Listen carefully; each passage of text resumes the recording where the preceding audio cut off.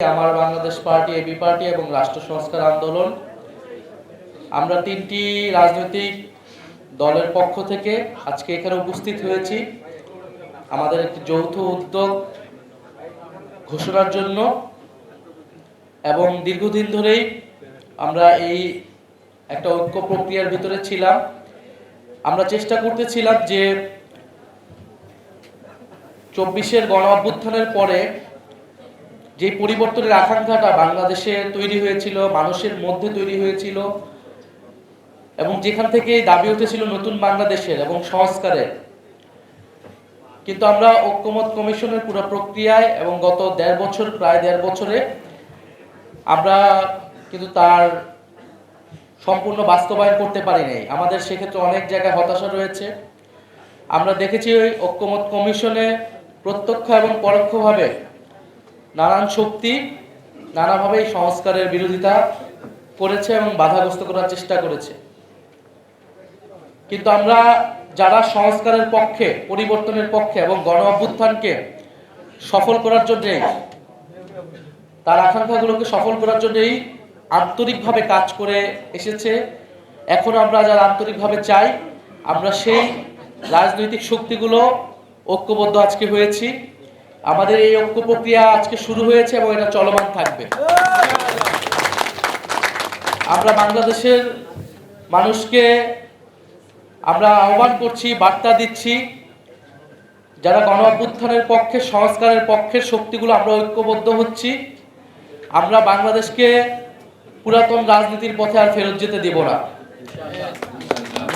আমাদের একটা কমিটমেন্ট ছিল ৫ই আগস্টের পরের বাংলাদেশ এবং আগের বাংলাদেশ এক হবে না। আমরা নানা আলামত দেখছি যে বাংলাদেশ হয়তো আগের মতোই হয়ে যাবে। আমরা সেই ধরনের হতাশা এবং ভীতি মানুষের ভিতরে দেখতে পাচ্ছি। আমরা সেই সাহসটা জানাতেই আজকে এসেছি। আমরা আমাদের শক্তি সামর্থ্য দিয়ে বাংলাদেশের যে পরিবর্তনের যাত্রা শুরু হয়েছে সেই যাত্রার পথে থাকব। এবং যারা অন্যান্য রাজনৈতিক দল রয়েছে, যারা এই পরিবর্তনের পক্ষে কাজ করতে চায়, আমরা তাদেরকে আহ্বান জানাবো এই ঐক্য প্রক্রিয়ায় যুক্ত হতে। এই ঐক্য প্রক্রিয়া চলমান থাকবে। আমরা তিনটি রাজনৈতিক সংগঠন সংস্কারকে সামনে রেখে, বাংলাদেশের জাতীয় মর্যাদা এবং অর্থনৈতিক মুক্তির প্রশ্নকে সামনে রেখে আমরা ঐক্যবদ্ধ হয়েছি। আমাদের এই যৌথ প্রক্রিয়া বা এই প্রক্রিয়াকে আমরা নাম দিয়েছি গণতান্ত্রিক সংস্কার জোট। আমরা গণতান্ত্রিক সংস্কার জোট বলছি এই কারণে যে বাংলাদেশে বিগত ১৬ বছর এই লড়াইটা কিন্তু হয়েছিল গণতন্ত্রের জন্য, গণতন্ত্র প্রতিষ্ঠার জন্য। সেই গণতন্ত্র প্রতিষ্ঠার জন্য সংস্কারের আলাপগুলো ছিল। ফলে নির্বাচন কেবল ক্ষমতার পরিবর্তনের জন্য হবে না। এই নির্বাচনটাকে আমরা রাজনৈতিক নির্বাচনে পরিণত করতে চাই দেশ বদলের জন্য, সংস্কার প্রক্রিয়া বাস্তবায়নের জন্য এবং আমাদের অর্থনৈতিক মুক্তির যাত্রাকে অব্যাহত রাখার জন্য আমরা এই নির্বাচনে অংশগ্রহণ করতে চাই এবং আমরা সেটা ঐক্যবদ্ধভাবে অংশগ্রহণ করব নির্বাচনে। আমরা দেখছি দেশ আজকে বিভাজিত হচ্ছে, নানান প্রক্রিয়ায় দেশকে বিভাজিত করা হচ্ছে এবং যেই সকল প্রশ্নগুলা এই মুহূর্তে বাংলাদেশে সবচেয়ে জরুরি ছিল আলোচনা করার, যে আমাদের গণতান্ত্রিক সংস্কার, আমাদের অর্থনৈতিক সংস্কার, আমরা দেখতে পাচ্ছি যে নানাভাবে সেই প্রশ্নগুলোকে ঢাকা দিয়ে অগুরুত্বপূর্ণ অনেকগুলো বিষয়কে গুরুত্বপূর্ণ করে তোলার চেষ্টা করা হচ্ছে এবং বিভিন্ন দলকে সিটের লোভ দেখিয়ে নানা জোটে নিয়ে যাওয়ার চেষ্টা করা হচ্ছে। আমরা এই সকল যে অফার বিভিন্ন দল থেকে আসছে, আমরা সেগুলোকে সাদরে প্রত্যাখ্যান করি এবং আমরা মনে করি যারা সংস্কারের পক্ষে, বাংলাদেশকে একটি সার্বভৌম এবং মর্যাদাবান রাষ্ট্র করার পক্ষে লড়াই আমরা এতদিন করেছি, আমরা ঐক্যবদ্ধ থাকব। ফলে এই জোটটা কেবল নির্বাচনী জোট না, এই জোটটা মূলত রাজনৈতিক জোট। আমাদের যে রাজনৈতিক লক্ষ্যগুলোকে সামনে রেখে আমরা গণ অভ্যুত্থানে অংশ নিয়েছিলাম, গণ অভ্যুত্থানের মাধ্যমে ফ্যাসিবাদকে হটিয়েছিলাম, আমরা সেই লক্ষ্যগুলোকে সামনে রেখে আগাবো এবং সামনে যেহেতু নির্বাচন, এই নির্বাচন প্রক্রিয়াতেও আমরা ঐক্যবদ্ধ থাকব। এবং আপনারা জানেন যে আমাদের এই জোট প্রক্রিয়া আরও কিছু সংগঠনের নাম আপনারা শুনেছেন, মিডিয়াতে এসেছিল। তাদের সাথে আলাপ আলোচনা চলমান রয়েছে। আমরা মনে করি আরও অনেকগুলো দলের সাথে আমাদের এবং আরও অনেকগুলো রাজনৈতিক শক্তির সাথে আমাদের আলোচনা চলমান রয়েছে। আমরা চাই যে জুলাইয়ের শক্তিগুলা যারা পরিবর্তনের পক্ষে আছে, যারা পুরাতন রাজনীতির পথে দিতে চায় না, তারা আমরা ঐক্যবদ্ধ থাকব এবং এই নির্বাচনে আমরা একসাথে এক মার্কায় আমরা অংশগ্রহণ করব, এই প্রত্যাশা আমরা রাখছি। এবং এখান থেকে আমরা আহ্বান করছি সকলকে, যারা এই নতুন রাজনীতির সূচনা করতে চান। আমি একটা কথা আপনাদেরকে বলি, পুরানো রাজনীতি দিয়ে কিন্তু পুরানো রাজনীতির ফ্যাসিবাদকে দমন করা যায় নাই, পরাজিত করা যায় নাই। আপনারা দেখবেন প্রথাগত রাজনৈতিক দলগুলো কিন্তু সর্বাত্মক চেষ্টা করেছে, আন্দোলন করেছে, সংগ্রাম করেছে, জীবন দিয়েছে, লড়াই করেছে, জেলে গিয়েছে, গুম খুন হত্যাকাণ্ডের শিকার হয়েছে, কিন্তু শেখ হাসিনার ফ্যাসিবাদকে সরানোর জন্য তারা সফল হয় নাই আপাতদৃষ্টিতে। কিন্তু তারা একটা সংগ্রাম জারি রেখেছিল। সেই সংগ্রামের সামনে দাঁড়িয়ে নতুনরা নতুন ভাবে, নতুন ভাষায়, নতুন প্রতিবাদে এই ফ্যাসিবাদকে চ্যালেঞ্জ করেছিল বলেই নতুন একটা বাংলাদেশের সূর্যোদয় আমরা দেখি। সেই নতুন ভাষায় প্রতিবাদ, নতুন ভাষার সংগ্রাম, নতুন ভাষার কর্মসূচি, সেই নতুনদের নিয়েই আমরা আবার ঘুরে দাঁড়াতে চাই। আমাদের অনেক ভুল ত্রুটি আছে। আজকে আমি সকলের পক্ষ থেকে আপনাদের কাছে ক্ষমা চাই, দেশবাসীর কাছে ক্ষমা চাই। আমাদের কোনো কাজ, আচরণ, পদক্ষেপ বা আমাদেরকে যারা দিগ্ভ্রান্ত করেছেন, ভুল পথে পরিচালিত করেছেন, নানাভাবে হুমকি দিয়ে, উস্কানি দিয়ে আমাদের প্রতি বিষোদ্গার করে যারা আমাদেরকে উত্তেজিত করেছেন, আমরা মনে করি সব কিছু পর্যালোচনার পরে আমরা একটা নতুন অভিযাত্রা আসতে চাই।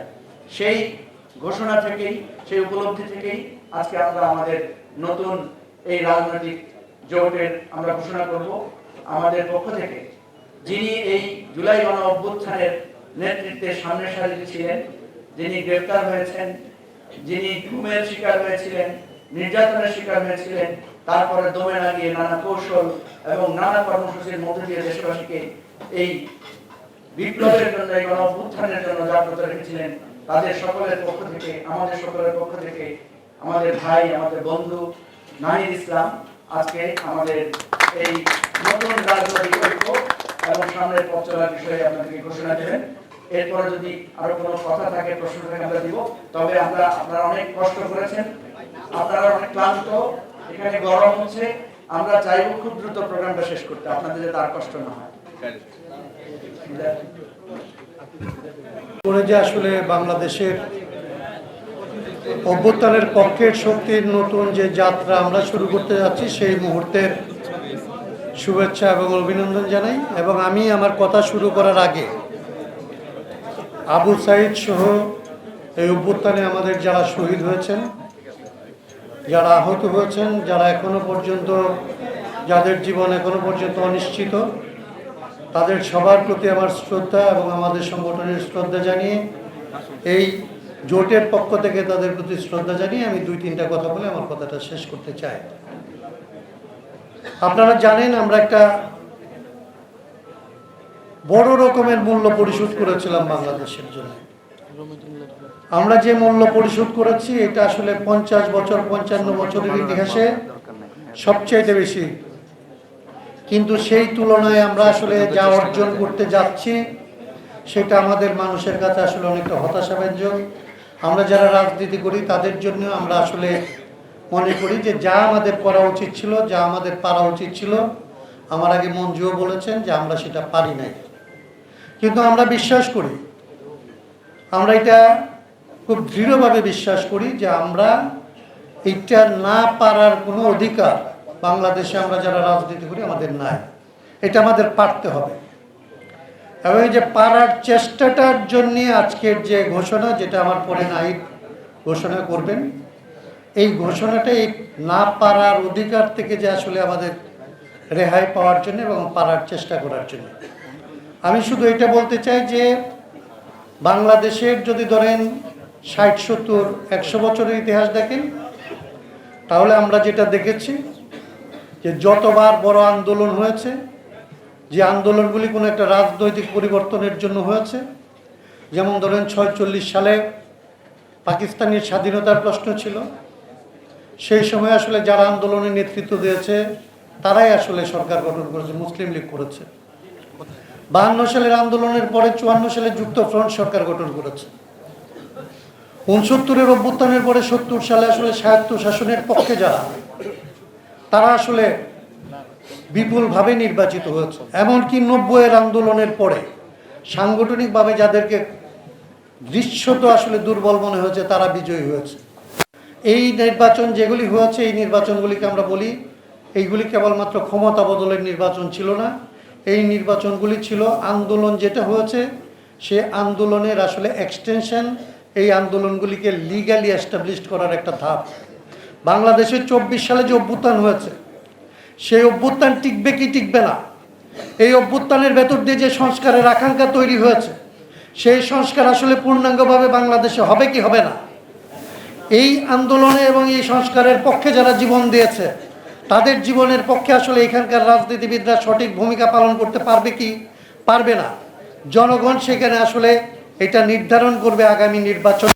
এবং সেই রকম নির্বাচন করার জন্যে তাদের আকাঙ্ক্ষার যে শক্তি, সেই শক্তি অনেক দিন ধরে অনুপস্থিত বাংলাদেশের রাজনীতিতে। এই আন্দোলনের শক্তি এবং তাদেরকে সহায়তা করতে যারা রাজি আছি, সংস্কারের আন্দোলন, এই সংস্কারের কর্মসূচি বাস্তবায়ন, নতুন বাংলাদেশের নির্মাণ, ভবিষ্যতে যাতে বাংলাদেশে এখনো যে কাঠামো চলতেছে স্বৈরাচারের যে নমুনা আমরা দেখি, আজকেও আক্রান্ত হচ্ছে বিভিন্ন রাজনৈতিক দল, এইগুলি যাতে বন্ধ হইতে পারে সেই রকমের একটা আকাঙ্ক্ষার বাংলাদেশ গড়ে তোলার জন্য একটা কর্মসূচি নিয়ে আমরা প্রাথমিকভাবে এই 3 সংগঠন যাত্রা করছি। কিন্তু আমরা মনে করছি না যে কেবলমাত্র এই 3টা সংগঠনই বাংলাদেশের সংস্কারের পক্ষের শক্তি। আমরা বিশ্বাস করি বাংলাদেশে প্রধানত এখন যারা রাজনীতি করেন তারা প্রত্যেকেই এই সংস্কারের আকাঙ্ক্ষাকে ধারণ করেন, তাদের কর্মীরা সেটা ধারণ করেন, জনগণ সেটা ধারণ করেন এবং সেই মানুষ আমাদের সাথে থাকবে এই আশাবাদ ব্যক্ত করে আজকে আমাদের যে যাত্রা আমরা শুরু করতে যাচ্ছি সেটা আসলে আমরা বাস্তবায়ন করতে পারবো, পূর্ণাঙ্গ করতে পারবো। বাংলাদেশে শহীদদের আকাঙ্ক্ষার বাংলাদেশ গড়ে তুলতে পারবো। 71-এর যে আকাঙ্ক্ষা 24 পর্যন্ত বাস্তবায়ন হয় নাই, 26-এর পরে সেই আকাঙ্ক্ষাকে আমরা বাস্তবায়ন করব, এই আশাবাদ ব্যক্ত করে এখানে যারা উপস্থিত তাদেরকে ধন্যবাদ জানিয়ে আমি আমার কথা শেষ করছি। আমি মনে করি আমাদের দিক থেকে চূড়ান্ত ঘোষণা দেওয়ার জন্যে আমাদের যে তরুণ নেতৃত্ব, তারুণ্যের যে নেতৃত্বের প্রতি আমাদের দেশ তাকিয়ে আছে, তাদের আন্দোলনের একজন বীর সৈনিক, বীর সেনানী, বীর নেতা নাহিদ ইসলাম আপনাদের